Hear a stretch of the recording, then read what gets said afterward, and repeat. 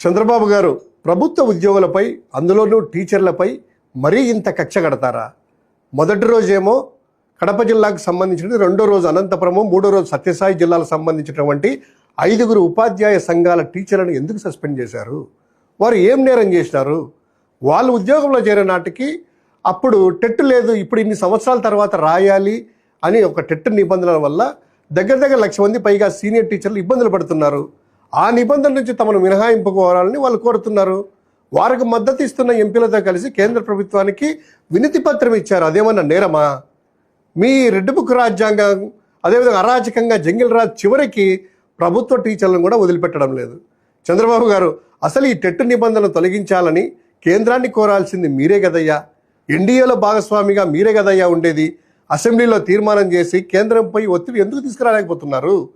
మీరు చేయాల్సిన పని మీరు చేయలేదు. సీనియర్ టీచర్ల సమస్యను గాలికి వదిలేశారు. తమ సమస్యను మా పార్టీ ఎంపీల సహకారంతో తామే కేంద్ర దృష్టికి తీసుకెళ్లేందుకు ప్రయత్నిస్తే పాపం వాళ్ళపై రాజకీయ ముద్ర వేస్తారా? సస్పెన్షన్లు విధిస్తారా?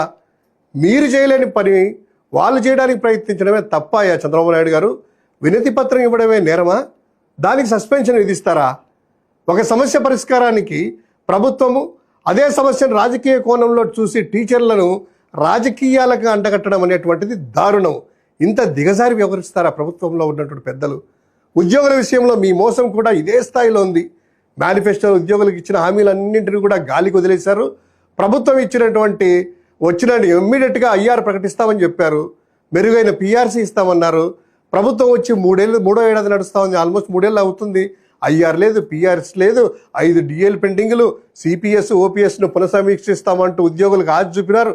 చివరికి సిపిఎస్కు ప్రత్యామ్నాయంగా మేము ప్రకటించినటువంటి, అంటే మా ప్రభుత్వం ప్రకటించినటువంటి జీపీఎస్ను కూడా అమలు చేయకుండా ఉద్యోగుల్ని త్రిశంకు స్వర్గంలో పెట్టారు. ఉద్యోగులకు ఇవ్వాల్సిన పిఆర్సీ బకాయిలు, పెండింగ్ డిఏలు, జీపీఎఫ్లు, APGLI, medical reimbursement, retirement benefits, surrender leaves లేదా ఎన్కాష్మెంట్ లీవ్లు, ఇలా దాదాపు 35,000 నుంచి 40,000 కోట్ల రూపాయల వరకు బకాయిలు పెట్టినారు. తమకు న్యాయంగా రావాల్సిన డబ్బుల కోసం ఉద్యోగులు ఎదురు చూస్తా అంటే ఒక్క పైసా ఇవ్వరు, కానీ వాళ్ళని సస్పెన్షన్లు చేసేసి బహుమానంగా ఇస్తున్నారా? ఇదేనా ఉద్యోగుల పట్ల మీరు ఇచ్చేటువంటి గౌరవం? ఇదేనా టీచర్ల పట్ల మీ బాధ్యత?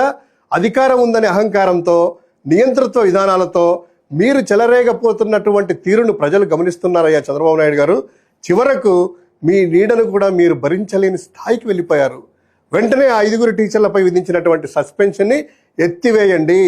వారికి క్షమాపణ చెప్పి చేసినటువంటి తప్పును సరిదిద్దుకోండి. లేకపోతే ఈ అంశాన్ని అత్యంత సీరియస్గా వైఎస్ఆర్ కాంగ్రెస్ పార్టీ తీసుకుంటుంది. ఈ అన్యాయమైన సస్పెన్షన్లను సవాల్ చేసే కార్యక్రమంలో ఆ టీచర్లకు న్యాయపరంగా కూడా మా పార్టీ అండగా ఉంటుంది.